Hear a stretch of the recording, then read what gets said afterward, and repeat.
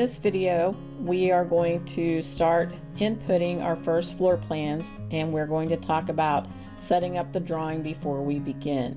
So we're going to click into the assignment, which is first floor plans, and we're going to cover this area right here. And I'm going to read through the assignment. Using the program that you were given in your preliminary design, you are to begin inputting your first floor plan only. Use the architectural residential default template to begin inputting your plan. Create a folder called your name and then the word house after it, and name the file in a folder called your name and the house, and this should be in your OneDrive folder. Be sure to go under options button before you save and change the number of backups from 20 to 5. Revit automatically is set to 20, and we do not need 20 backup files because a Revit backup file is basically an exact copy of your file at the latest point. So that is like having 20 full-size Revit files. So we only need about 5. You will update this drawing each time we do a new part of the project. You are not going to create multiple plans for each assignment. It is going to be a continuation from this point on. We're going to make sure that we have the correct wall type set. On our exterior walls, we're going to use 2x6 structure, and on our interior walls, we're going to use 2x4 structure. Now I'm going to go into my Revit file. Now that I am in Revit, I want to go over here and I want to go to New, and this time I want to go to my architectural template, but I want to go on into Browse, and I need to make sure I select the one that says residential. Please make sure that you pick the residential template. If you pick anything else, you're going to have issues with components that are already loaded into the template. Again, I cannot stress enough that you use the residential default template, and say open and say OK. Now that I am in my Revit file, here is where I want to do my save as, and I want to save it as a project, and I want to go to my OneDrive, and I'm going to create a folder called Wade Residence. You're going to create one with your name, and then inside that I'm going to put that it is my project. Over here is where I want to change the number of backups. You see it says 20. I want to save this to 5 and say OK. And then go ahead and save. Before I continue on, I need to understand what kind of walls we're going to have in this project. So I have sketched here for you some interior and exterior wood framed walls. I believe we have talked about that when we say 2x4, it is actually not a 2x4. It is 1.5 by 3.5. The reason being is when the wood is cut, it is cut green and it has water in it. Then when they send it on, they put it through a kiln and they dry it out. And when it dries, it shrinks. So that is how we end up with the 3.5 by 1.5, but it is still called a 2x4. So for our interior walls, we are basically going to have a layer of gypsum board, which is going to be 1/2 inch. Then we are going to have our wood stud, which is 3.5 inches. And then again, we're going to have another layer of 1/2 inch gypsum board. We are going to take these walls up to 9'6". Our ceiling heights are going to be at 9 feet. So we want to take our walls up about 6 inches higher. We don't want to take them up any higher than that because we have to be able to get ductwork, lighting, plumbing, and all of those other items that go up in the ceiling over those walls without having to cut through them. So again, we will have basically a 4.5 inch wall that goes up to 9'6". If we look at the exterior wall, and I'm going to start from the interior side, we are going to have a 1/2 inch of gypsum board. Then between the gypsum board and the stud, we are going to have a vapor barrier. This basically is a very, very thin sheet of plastic. And what it does is on the inside if it's cold and on the outside if it's hot, we get condensation. So this helps to keep the condensation from coming into our gypsum board and creating mold. And then our wall structure itself is actually going to be a 2x6, which is 5.5 inch wood stud. And this will have insulation in it. The Revit wall that's already pre-created does not show the insulation, but there is insulation in this wall. We need that to help keep our utilities at a reasonable cost and to keep our spaces warm and cooled. Then on the outside of the stud, we usually use a product like some kind of plywood sheathing, a drywall sheathing, whatever it is, it needs to be used for exterior purposes. And the particular wall that's created in Revit is a 1/2-inch plywood sheathing. So we are going to use that.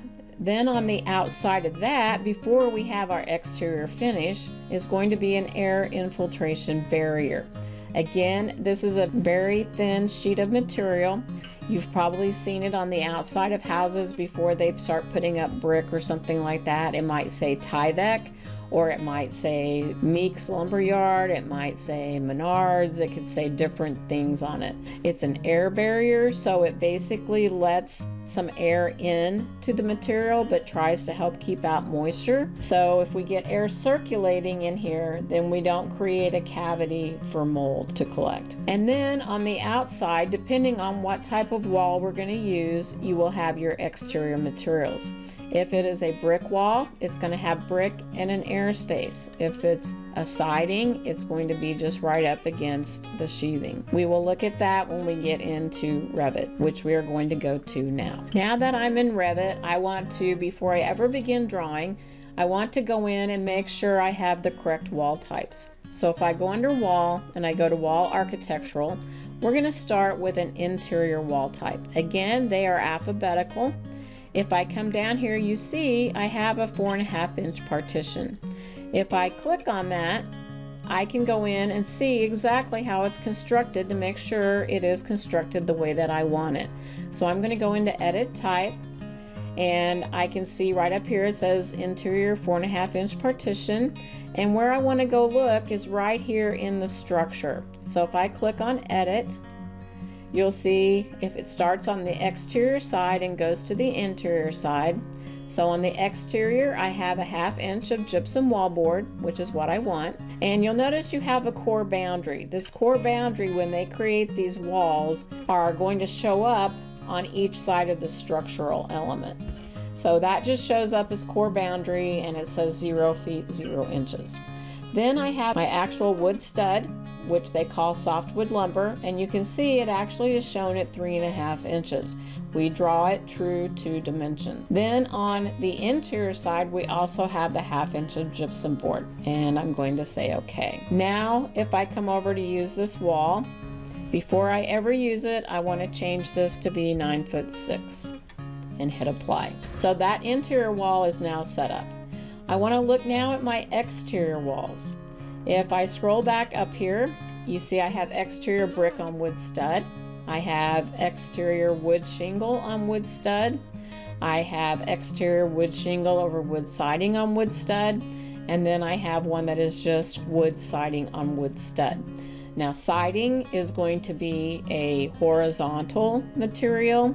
A shingle is going to be something that looks like the shape of a shingle that you have on your roof. So this one has a combination. It has shingle over the siding, so it has something that changes the surfaces in between, and then of course brick. Now the brick that's in here is kind of a purplish color, and we won't be using that color, but we can change that. So at this point, I don't want you to be too concerned about these exterior finishes. What I want to make sure of is that we have the right structure for our wall. So if I go into the brick and I go into Edit Type, unless I change this, I can just continue on with this. If I think I'm going to change it, or if I decide at a later time to change it, then I would want to duplicate it. But I'm going to click on Edit, and again it's going to start from the exterior side. So it's got 3 5/8 inch for the brick. And then you'll see it has an air space. We typically have an air space between our brick and our sheathing because brick is a porous material, so water can penetrate through that. If we have that air space in there, it circulates the air and it gives it an opportunity to dry out so that it doesn't create mold and go on into our building. So we'll have an airspace. Again, depending on where you live, the airspace thickness can change, but this one has 1 inch and we're going to go with that. And then we have the air infiltration barrier that I talked about. You notice it has a 0 feet, 0 inch thickness because it really doesn't change the thickness of our wall because it's very, very thin. I can't do a finish up here and put in 0. It won't allow me. But if I have this selected as membrane layer, then it will let me put in the 0 feet, 0 inches. Then I have my plywood sheathing, which is a 1/2 inch. My core boundary, my stud, which is 5.5 inches. Then I have my vapor retarder, which again is like the air infiltration barrier.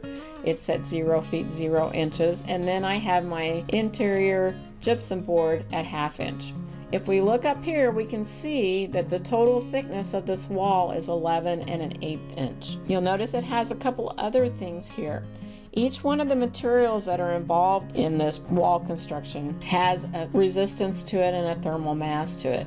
So this calculates what that is for this entire wall. If I change something in here, this will change probably along with the total thickness. The mechanical engineer needs to know this information. This is what he uses to do his calculations for heating and cooling. So this is very, very important. So I'm going to say okay. And say okay. So now I have the wall I want to use for my exterior and I have the wall that I want to use for my interior. So I am ready to start inputting my walls and we will get that going in the next video.